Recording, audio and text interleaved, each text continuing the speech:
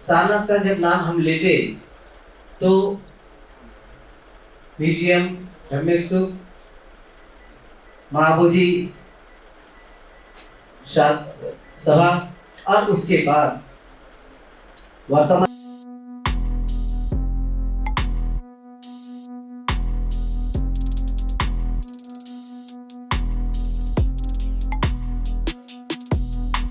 सुखा संघर्ष सामग्री समगानं तपोसुखो, अर्थात सुखदायक है बुद्धों का जन्म,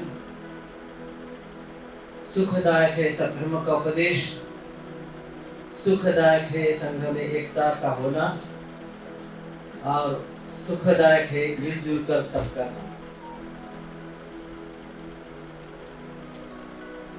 दुलभो पुरिसा जइयो न सो सबथ जायति यथ सो जायति धीरो।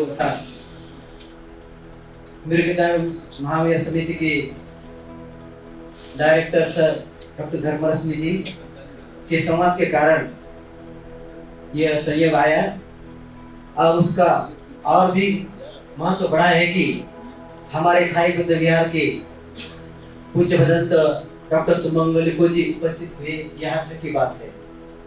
आज हम लोग जिनकी जन्म शताब्दी मना रहे उनका ये लगभग 6वां कार्यक्रम है। इस कार्यक्रम का तात्पर्य है कि अधिक से अधिक लोगों को जानकारी हो, प्रचार प्रसार हो तथा धर्म पालन करने की प्रेरणा मिले। भारत ऐसा एक देश है जहाँ हिमालय, छटा, प्राकृतिक सांस्कृतिक धरोहर, खनिज, जल संपदा, साधु संतों, महापुरुषों की जर्नी है और न जाने कितने किन किन अदृश्य और महत्वपूर्ण चीजों से भरा है। लगभग 29 से 36 राज्यों का ये देश, कश्मीर से कन्याकुमारी, आंध्र प्रदेश के महाराष्ट्र, गुजरात, अरुणाचल प्रदेश, आसाम, बिहार, उत्तर प्रदेश, अन्य उसी में महाराष्ट्र में भंडारा जिला, तालुका पौनी, सिंधुपुरी में एक परिवार रहता था उस समय, जो पांडुरंग राजाराम खापर्डे तथा माता उनकी पार्वताबाई, इनकी 3 संतानें, एक गाय वाले बाबा और एक जो पूज्य भदंत शास्त्र में उनका नाम पांडुरंग खापर्डे और उनके छोटे भाई नानाजी।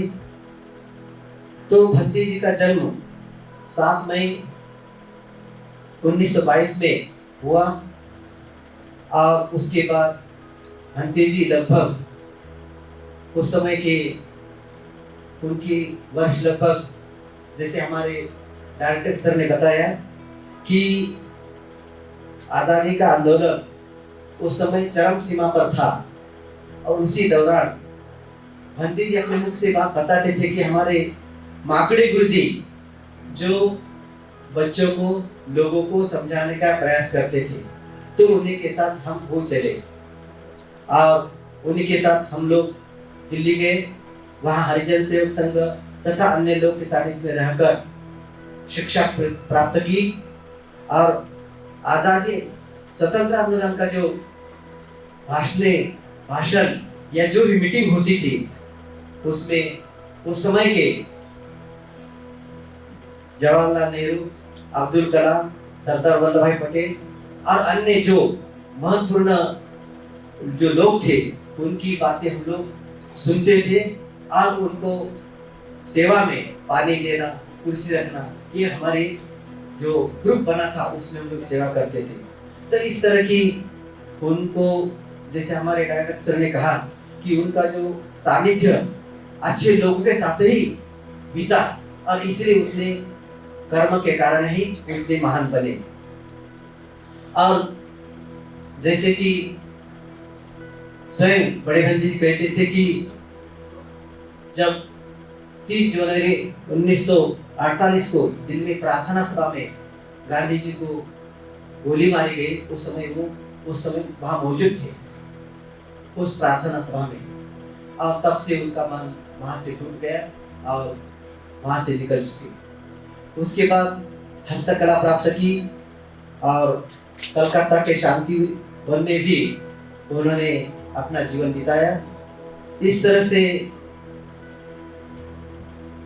15 अगस्त 1947 को जब स्वतंत्रता प्राप्त की और उसके बाद से उन्होंने जो सरकारी जो सेवा उनकी मिलती थी या मिलने चाहिए, उन्होंने सबका त्याग कर दिया, उन्हें इनकार कर दिया। तब से वे सारनाथ आए और महाबोधि सभा में रहने लगे। और 1950 में जैसे कि वो डॉक्टर देवप्रिय वल्ली सिंह उनके कहने के कारण या फिर उनके सानिध्य में रहकर वो 1950 में श्रीलंका में चले गए और वहाँ बाबा साहब की मुलाकात हुई। बाबा साहब की मुलाकात के कारण ही प्रभावित होकर वो भिक्षु रहे, अध्ययन किया और फिर उसके बाद थाईलैंड चले गए। थाईलैंड में भी उनको एक अच्छे ही कल्याणकारी, जैसे हमारे सर ने कहा कि विमल धम और उस समय के वाटमाधा में रहने वाले प्रको प्रकाशमादि गुण उनके साथ वो रहे और उनके कारण ही थाई मैत्री डेलीगेशन स्थापित की और उसके बाद मिर्गदा वन महासमिति की स्थापना की। उसका हेड ऑफिस थाईलैंड में बनाया और उसका ब्रांच शाखा सारनाथ में बनाई। सारनाथ का जब नाम हम लेते तो म्यूजियम, धर्मस्तूप, महाबोधि सभा और उसके बाद वर्तमान में म्यूजियम के ठीक सामने 80 फीट की प्रतिमा, पूरा सारनाथ का जो वैभव प्राप्त हर तरह से परिपूर्ण पेड़ पौधे, फूल, प्राकृतिक वातावरण, ये सब उनके कर्मों का त्याग है। यदि वो ऐसा नहीं करते तो इतना महान विशाल प्राकृतिक सौंदर्य नहीं मिल सकता था। उनके जैसे कि हमारे सर ने कहा कि उनको कई प्रकार की भाषा, जैसे सिंगली, संस्कृत, उर्दू, अंग्रेजी, थाई, सिंगली, बांग्ला और उर्दू का तो विशेष प्रकार से उनका बहुत प्रभाव था। और इसीलिए कहते कि वो त्रिपिटक तो कई बार उन्होंने पढ़ा, उनमें से जो बातें उनको अच्छी लगती थी, सभी तो अच्छी है, लेकिन जो हर समय लिखते थे वो कहते थे, समझाते थे।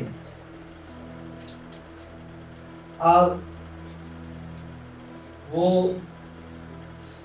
उनके उस समय के कल्याण मित्र धर्मानंद कोसाम्बी, उनका आप नाम सुना होगा। धर्मानंद कोसाम्बी जी ने 4 निबंध, भगवान का श्रावक संघ और बुद्ध लीला नामक जो किताबें लिखी, तो बड़े भंती जी ने उस किताब में इसका जिक्र किया और उसमें अपने हाथ से एक नोटबुक में वो 4 प्रकार की बातें बुद्ध लीला में जो कहा गया है वो मैं यहाँ थोड़ा सा प्रस्तुत करना चाहूंगा। वो कहते कि कृष्ण बुद्ध लीला में भगवान बुद्ध का उपदेश नामक पृष्ठ 212 में कहा गया कि भिक्षुओं ने 5 बातों का हमेशा चिंतन करना चाहिए। तो कौन सी 5 बातें हैं? तो कहते हैं कि मैं जरा धर्मी हूँ, मैं व्याधि धर्मी हूँ, मैं मरण धर्मी हूँ